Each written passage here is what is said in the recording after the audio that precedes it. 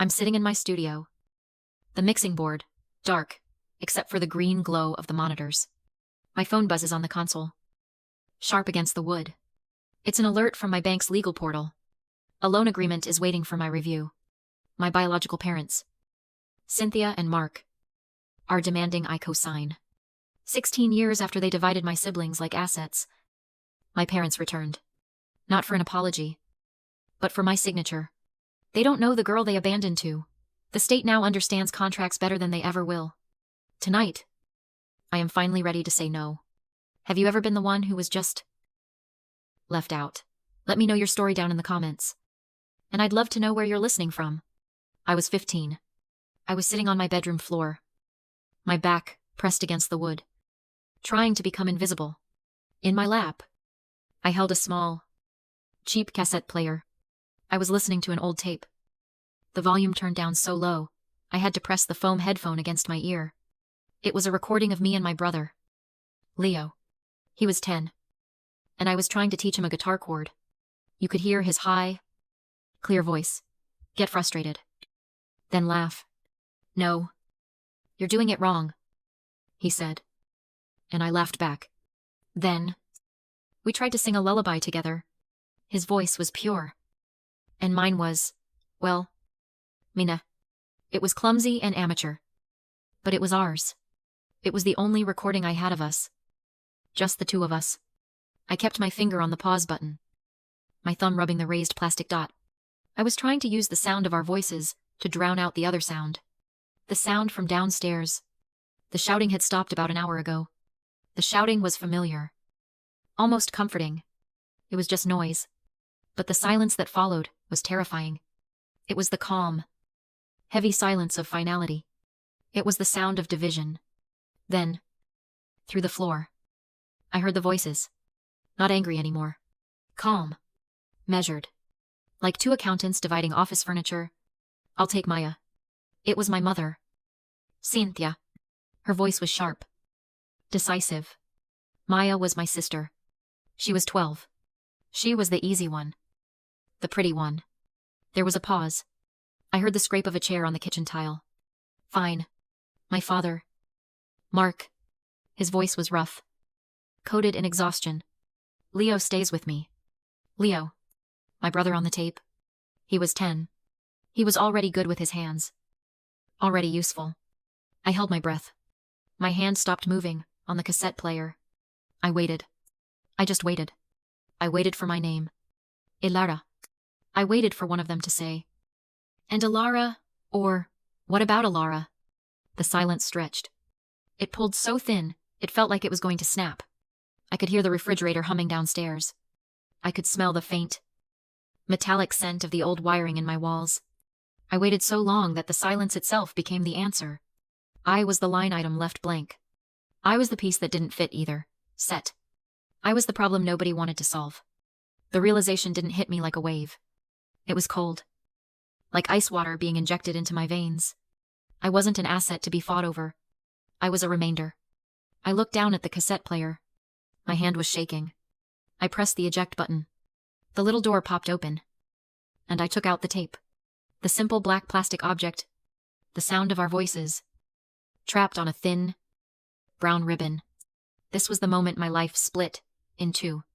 The moment I was left behind. The juvenile court was not a place for children. It was a place for files. The room smelled like old paper and the industrial floor polish they used to try and scrub away the misery. The fluorescent lights hummed, casting a sick, yellow glow on the dark wood benches. I wasn't Ilara. I was Case 749B. A judge. A woman who looked like she hadn't smiled in a decade. Read from a file. My file? She didn't look at me. "Pending placement?" she said. Her voice a monotone. "Temporary custody is granted to the state." My caseworker, Yenna, a woman with kind but tired eyes, put a hand on my shoulder.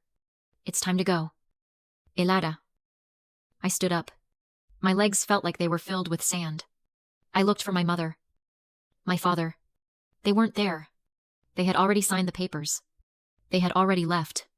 As I followed Jenna out into the hallway, the strap of my backpack, the one holding my cassette player, snagged on the armrest of the bench. I was pulled back for a second. There was a sharp, terrible snap. I looked down. The cassette player had fallen out. The little door was open. The tape, my tape, with Leo's voice, was still inside. But the brown magnetic ribbon, the part that held the sound, had snagged on the metal hinge and snapped. A long, tangled loop of it was pulled out, crumpled and broken. All the sound, all the laughter, was just a useless piece of plastic ribbon on a dirty floor. Jenna gently unhooked it. "Oh, honey," she whispered. She tried to wind it back in, but it was too late. The break was clean. She handed me the broken tape, and I just held it in my palm, the symbol of my past, shattered. My first placement was a house run by a woman named Sharon. It wasn't a home. It was a museum of silence. Sharon's house was sterile. The carpets were a pale, spotless beige. The walls were white. There were no pictures. The air smelled like bleach and unscented dryer sheets. "We have rules here," Sharon said on the first day. Her voice was a dry whisper, as if even she was afraid of making too much noise. "We believe in quiet contemplation." The main rule was posted on the refrigerator, right above a chart for chores. No music. No loud noises. No disturbances. My broken cassette tape, which I kept in my pocket, felt like a bomb. The one piece of sound I had left was illegal in this house. I was given a bed in a small room I shared with two other girls who had also learned to be quiet. We moved like ghosts. We whispered. We learned to put our feet down heel to toe to make the floorboards creak less. We learned to close doors by turning the knob, clicking the latch softly into place, and then releasing. The silence was the point. It was an oppressive, heavy blanket. It wasn't peaceful. It was the silence of people who are terrified of taking up space. I would sit on my bed, holding the broken cassette, my fingers tracing the snapped ends of the ribbon. I was an object with no sound. Living in a house with no sound. I was case 749B. I was invisible, and the silence was the proof. I didn't last long at Sharon's. The silence and the beige walls started to blur together. One day, Jenna was back. Her car, waiting at the curb. "Not a good fit," she said, her voice neutral. As I got in, she didn't apologize. It was just a logistical fact. "I'm taking you somewhere else." We drove to a different part of the city, one where the houses were older and crowded together, covered in murals. We pulled up to a wide, slightly ramshackle house. Music, a loud, messy bass line was thumping from an open second-floor window. The front door was painted bright purple. A sign was nailed to it. Hand-painted, the Echo Park Music Guild. Yana said. But she was smiling a little. "It's a lot," she warned me. "But it's not Kiet." The door was opened by a woman with a cloud of wild gray hair and a guitar pick earring. This was Rebecca. She was all warmth and motion, pulling me into a hug that smelled like coffee and patchouli. "You must be Alara. We've got a spot for you." "Samuel." "She's here." The house was chaos. Instruments were everywhere. A violin case on the stairs. A keyboard on the dining room table. Kids were arguing, laughing, and practicing in 3 different rooms. It was the loudest place I had ever been. It was terrifying. It was wonderful. "What's that you've got?" Rebecca asked, pointing to my hand. I'd been clutching the broken cassette tape without even realizing it. The brown ribbon was sticking out. At Sharon's, I would have hidden it. I held it out, expecting her to take it away. To tell me it was against the rules? Rebecca just tilted her head. "Oh, that's a clean snap. That's fixable." She looked past me, her voice booming. "Samuel, get out here." A man emerged from the basement. He was the opposite of Rebecca. He was tall, dressed in a black t-shirt, and had the most serious, grumpy face I'd ever seen. This was Samuel. He was, I would learn, a professional sound engineer who had worked with everyone in the 90s. What he grumbled. "She's got a broken tape," Rebecca said. As if this was a normal introduction.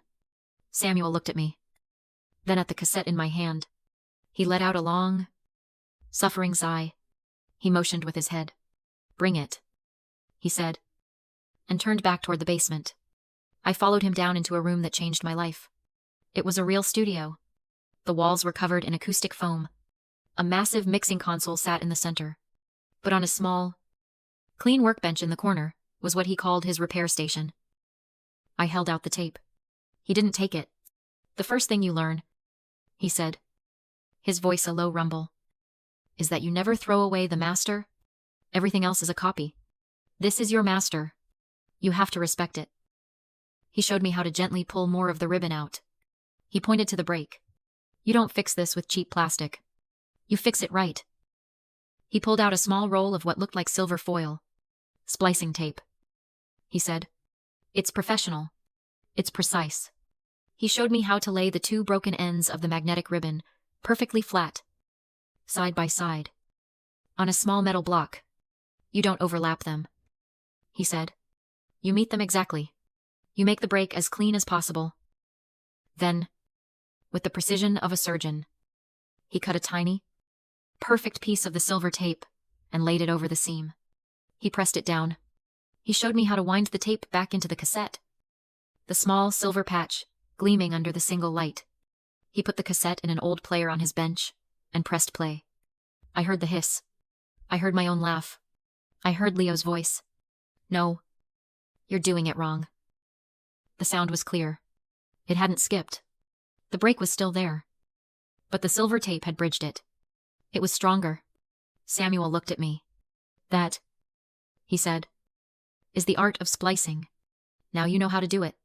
Don't break it again. It was the first day of my new life. Years passed. My life was built. Not inherited. I am 31 years old. I am the adopted daughter of Rebecca and Samuel. The two people who didn't just give me a home. They gave me the tools to build my own. I took what Samuel taught me, the art of splicing, of healing the break, and I turned it into a career. I'm a professional sound engineer. But my real work, my life's work, is a nonprofit I founded called Spliced Stories. We use the Guild's resources to teach kids in the system, kids like I was, how to record, edit, and score their own lives. How to find their own voice in the silence. I was finally balanced. The past was an archive. A story I had spliced and put on a shelf. Then the ghosts returned. The first was my mother, Cynthia. She found me online. The email was hesitant, full of small talk I didn't recognize. Then came the call. Her voice was thin, nervous. She was on her third husband, she said. A man who had hit a patch of bad luck. The bad luck was gambling debts. $85,000 of it. He just needs a fresh start. Elara, she'd said, her voice turning familiar. Persuasive. The bank just needs a co-signer. Just a signature. For your mother. I told her I would have my lawyer review the terms. The silence on the other end of the line was cold. Days later, my father, Mark, appeared. He didn't call. He showed up at the Guild, unannounced, wearing a suit that was trying too hard. He smelled like cheap cologne and false confidence. He didn't ask about me. He didn't ask about my life. He'd seen an article about Splice Stories and the grants we had received. He pitched me. That's the only word for it. He had a new events company. He wanted to partner. He proposed that my nonprofit, Splice Stories, would subcontract his company to handle all our community showcases. He slid a piece of paper across the table in the Guild's kitchen. I read the proposal. It was a fraudulent contract designed to let him siphon $150,000 of our grant money into his pocket for consulting fees. It's a win-win, Elara, he said, smiling. Like we were strangers. Like we weren't. We keep the money in the family. 16 years of silence, and they both returned in the same week. Not for me, but for what I had. Not for a daughter, but for a cosigner. Not for a reunion, but for an asset. Tonight was the debut of my first audiovisual installation. It was a piece built from the ground up. A soundscape woven from hundreds of repaired, spliced, and remixed audio fragments from the Guild's archives. It was my story, told in sound. Before the doors opened, Samuel, My adoptive father, the gruff engineer who first taught me how to splice, was helping me check the final levels. He was quiet, but I could feel his pride. It was a tangible thing. He tapped a photo I had pinned to the wall. A picture of Mark, from the 90 seconds I'd found online. You know, he said, his voice a low rumble. I knew him. Back in the day? I turned. Stunned. What? Oh yeah. Mark. Your biological father. He said, testing the words. He was the most brilliant guitarist I'd ever seen. Absolutely brilliant. Had a record deal on the table. And he just threw it all away. Walked out on his band. On his career. On everything. I never understood it. Never understood a man who would just walk away from his own sound. He looked at me. His eyes sharp. Until now. He clapped me on the shoulder. Your sound is clean. Go on. Show 'em. The show was a blur. The installation was a success. People were moved. They were crying. They were coming up to me, grasping my hands, telling me they felt it. After the applause, one of the venue managers, looking stressed, touched my arm. Elara, there are some people waiting for you. In the green room. They said it was urgent. The warmth of the show vanished. I knew who it was. The urgent demands. The loan. The fraudulent contract. I walked down the concrete hallway. The echo of my own footsteps sounding too loud. I pushed open the heavy door. It was a setup. Apathetic. Desperat. Ambush. Cynthia and Mark were there. They weren't alone. They had brought their team. Cynthia had a nervous-looking man in a cheap suit. His briefcase open. Mark had the partner from his fake events company. They were trying to look like a professional delegation. They just looked like sharks. Elara. My father started. His voice full of that fake, booming confidence. Good show. Very artistic. Now, we just need to finalize this paperwork. My mother, Cynthia, pushed a stack of papers across the table. The $85,000 loan agreement. Mark slid his fraudulent $150,000 contract right next to it. A pen was placed neatly on top. We just need your signature, Cynthia said. Her voice a tight, demanding whine. On both. Let's get this done. Elara. I stood there, looking at the two demands. Two parasites. Trying to attach themselves to the life I had built. I didn't say anything. I just reached into my bag. I pulled out the cassette tape. The one I'd had since I was 15. The one with Leo's voice. The one that had snapped in the courthouse. The one Samuel had taught me to repair. The shining silver splicing tape. The professional tape that bridged the break. Gleamed under the harsh fluorescent lights. I held it for a beat. Then, I placed it directly on top of their contracts. What is this? Mark snapped. This, I said. My voice, key it. But it cut through the room. This is my answer. Cynthia stared at it. Her face, a mask of brittle confidence. Just broke. All the performance. All the entitlement. Just shattered. No, she whispered. Her voice cracking. No. You don't understand. You have to. I did it for you. It was the last pathetic excuse. The one she'd been saving? I left you because you were the strong one, she cried. The tears finally coming.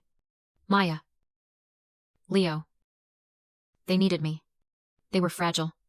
But you were always so tough. You were strong. I knew you would be okay. I just looked at her. I felt the old ice water of the courthouse. That old silence. But this time, it wasn't fear. It was clarity. Strong. I repeated. I almost laughed. That is the word you use.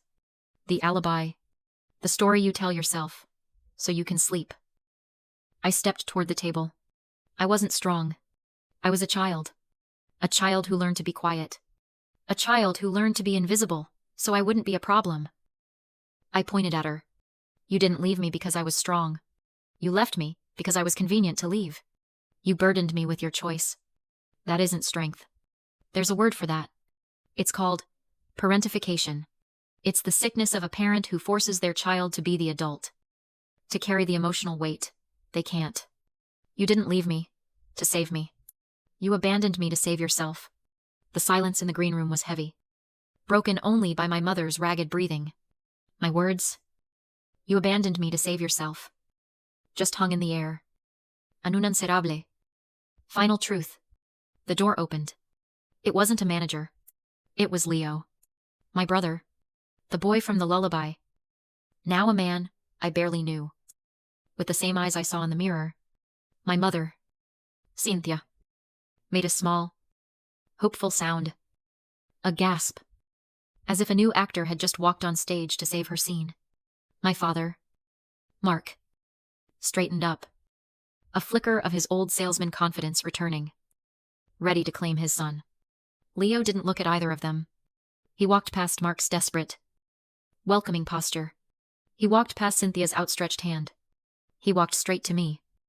And he stood at my side. Shoulder to shoulder. He looked at our biological parents. And his face was just done. That was it. That was the final emotional checkmate.